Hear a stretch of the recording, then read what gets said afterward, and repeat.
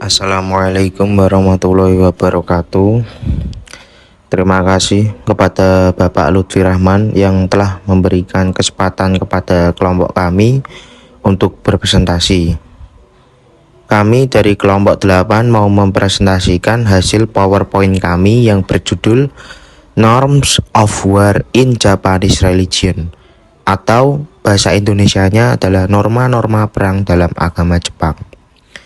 Sebelum memulai presentasi, izinkan saya memperkenalkan anggota dari kelompok 8, yaitu yang pertama adalah saya sendiri, Alizam Yahya, kemudian ada Mbak Zahrotul Muwahidah dan Mbak Sri Nurkayati.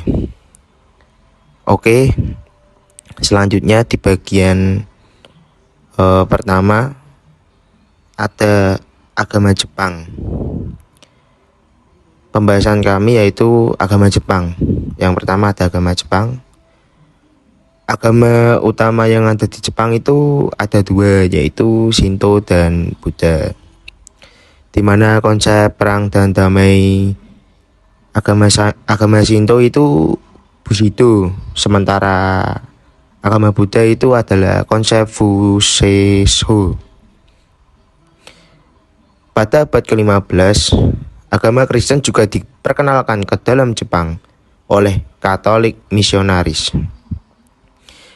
Di Jepang juga berkembang gerakan keagamaan baru untuk merevitalisasi unsur-unsur budaya tradisional dalam menghadapi pengaruh budaya berat yang akan datang.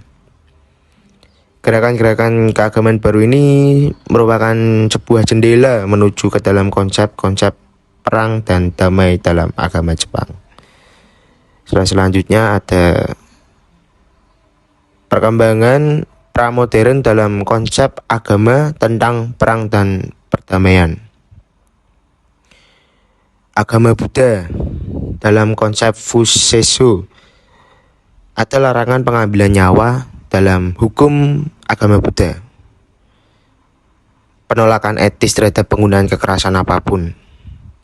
Yang kedua ada nama Kura Hajime yang menunjukkan dalam tradisi Buddha Mahayana bahwa perintah untuk memulai perang hanya jika ada peluang kemenangan yang nyata, yaitu kita boleh berperang. Jika ada peluang kemenangan yang nyata itu kita gak apa-apa untuk berperang menurut nama Kura Hajime. Membatasi luasnya perang hanya sebagai upaya terakhir dan bersiap merawat musuh yang terluka. Yaitu perang itu tidak boleh merebak luas agar tidak terkena dampak yang lainnya gitu. Perang juga merupakan solusi terakhir jika tidak ada solusi lagi. Dan dalam berperang itu kita tidak boleh untuk membunuh. Bahkan jika ada musuh yang terluka, kita harus merawat. Kita tidak boleh membunuh. Oke, jadi begitu. Kemudian dalam agama Shinto itu yang pertama ada konsep Bushido atau Way of the Warrior. Kemudian ada kesetiaan sebagai landasan tatanan sosial sebagaimana perjanjian Tokugawa Ieyasu yang menekankan nilai-nilai kesetiaan, kebajikan, dan kepercayaan, serta menegaskan juga untuk penggunaan kekuatan militer untuk menjaga ketertiban. Slide selanjutnya, terusan dari tadi yang perkembangan pramodern dalam konsep agama tentang perang dan perdamaian.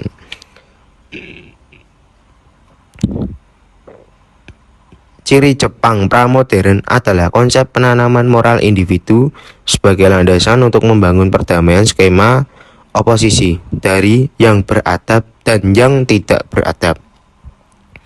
Yang kedua ada konsep identitas budaya Jepang yang unik diungkapkan dalam gagasan Jepang sebagai Shinkoku atau tanah dewa-dewa. Konsep tanah para dewa juga dihubungkan dengan gagasan keadilan dan kepercayaan mengenai pemerintah, keluarga, kekaisaran yang tidak terputus. Nah, yang ketiga ini yang terakhir ini ada. Pada akhir abad ke-16 ini konsep ini digunakan sebagai pembenaran untuk invasi ke semenanjung Korea. Pada saat itu, Toyotomi Hideyoshi menyatakan bahwa tugas Jepang sebagai tanah para dewa adalah untuk menyebarkan kewajiban, kebajikan, ketertiban ke seluruh Asia. Oke, pembahasan selanjutnya akan dilanjut oleh Mbak Zahrotul. Baik, pembahasan selanjutnya tentang periode modern. Yang pertama, mengusir konsep barbar atau Choi, di mana konsep peradaban mulai mengalami kemerosotan karena pada awal abad ke-19, kebijakan isolasi Tokugawa terancam oleh kehadiran kapal-kapal barat dan Rusia di perairan pesisir. Sehingga terjadi penggabungan dua elemen yang menekankan pada penanaman moral dan skema oposisi berdasarkan rasa superioritas budaya. Dalam The New Thesis yang ditulis oleh Aizawa, menegaskan bahwa kesadaran akan identitas budaya Jepang yang unik, kepatuhan pada nilai-nilai dasar kesetiaan, dan kesalehan anak yang akan memberikan kedamaian serta keamanan bagi bangsa. Yang kedua, motivasi eksploitasi kolonial. Carol Cook mencatat bahwa di Jepang modern, penanaman moral individu dan elemen ideologis meningkatkan rasa superioritas etnis. Hal tersebut termanifestasi dalam reskrip Kekaisaran tentang Pendidikan pada 30 Oktober 1890. Cook juga mencatat bahwa motivasi eksploitasi kolonial oleh Jepang berdasarkan pembenaran perdamaian, keamanan, dan manfaat peradaban bagi negara-negara Asia, sebagaimana terlihat dalam retorika ekspansi kolonial Jepang hingga Perang Dunia II. Yang terakhir, konsep perang Kristen yang pasifisme dan adil di zaman modern.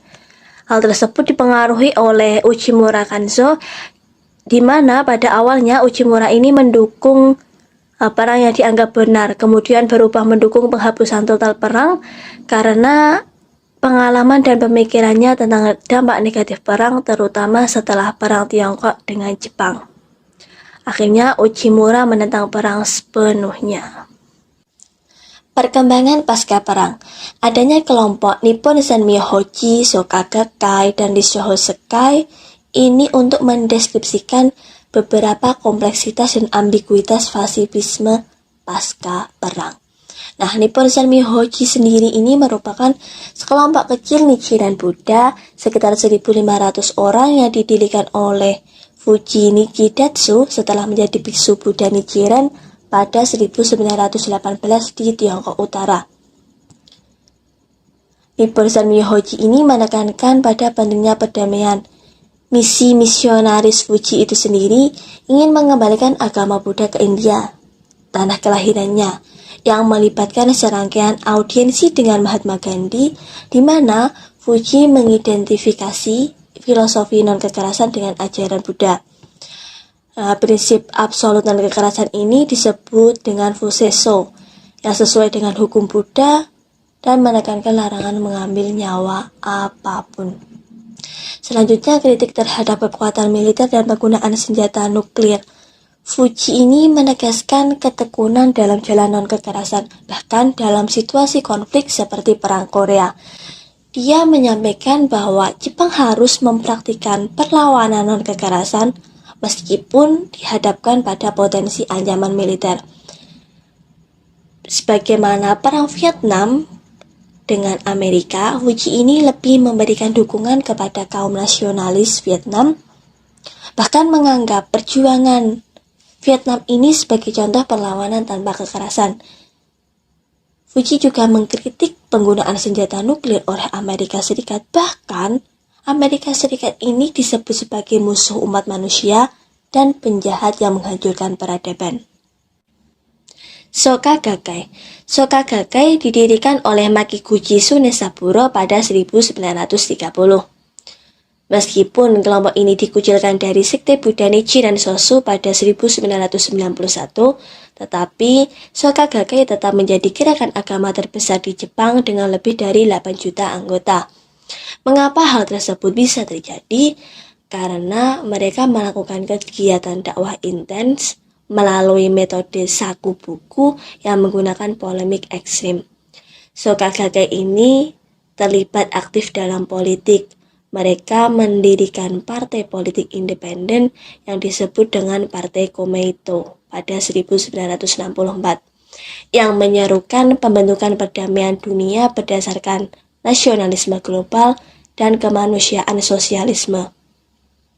Partai ini berusaha mengarahkan kepada moderat di antara pemerintah konservatif dan oposisi sosialis. Soka Gakkai juga mengaku sebagai kelompok pasifisme dan terlibat dalam gerakan melawan senjata nuklir, mendukung perdamaian dunia, serta berupaya memengaruhi kebijakan internasional melalui keterlibatan dalam organisasi perserikatan bangsa-bangsa. Namun dalam kebijakan publik, mereka mengambil posisi untuk membatasi penggunaan kekerasan dalam situasi tertentu, mengakui kebutuhan untuk penerapan kekuatan dalam menjaga ketertiban. Setiap perubahan konstitusi perdamaian pasca perang, Jepang yang menolak perang sebagai hak kedaulatan adalah hal yang wajar ditentang. Kemudian untuk pembahasan selanjutnya akan dijelaskan oleh Mbak Sri Nurkayati. Kepadanya dipersilakan. Riso Kosekai. Riso Kosekai yaitu sekelompok bisu Buddha yang didirikan pada tahun 1930 yang memainkan peran penting dalam perkembangan negara Buddha Jepang, dipimpin oleh Niwano Nikyo dan Nagamuna Myoho. Niwano terlibat dalam berbagai aspek agama Buddha, termasuk pengembangan agama Buddha, peningkatan persatuan, dan peningkatan agama Buddha. Riso Kosekai juga berperan dalam politik pada masa awal kemerdekaan, dengan dukungan partai liberal dan demokrat terhadap aktivitas politik Soka Gakkai. Niwano dan Riso Kosekai tidak mengambil sikap pasif dengan alasan bahwa dunia harus bebas dari kekerasan dan keadaan saat ini bukanlah cerminan masa depan. Sebaliknya, Niwano menganjurkan pendekatan penyelesaian konflik yang lebih seimbang dengan fokus pada kebutuhan masyarakat dan pembangunan masyarakat yang lebih harmonis. Selanjutnya yaitu Suyudan Hosekai. Suyudan Hosekai adalah kelompok agama baru yang relatif kecil, terdiri dari 12.000 anggota. Ide Seitaro adalah tradisi keagamaan rakyat dan moralitas populer Jepang. Kumpulan ajaran ide pada masa perang disusun oleh Hosekai, mencerminkan ambiguitas posisinya, yang pernah ditangkap karena kejahatan politik, namun tetap bisa memperoleh izin resmi untuk mendirikan kelompok agama di negara yang paling represif. Kumpulan ajaran ide menyatakan fasilitas Suyudan Hosekai sebagai tanah air perdamaian, dan menyatakan bahwa tujuan organisasi tersebut adalah untuk membangun perdamaian dunia.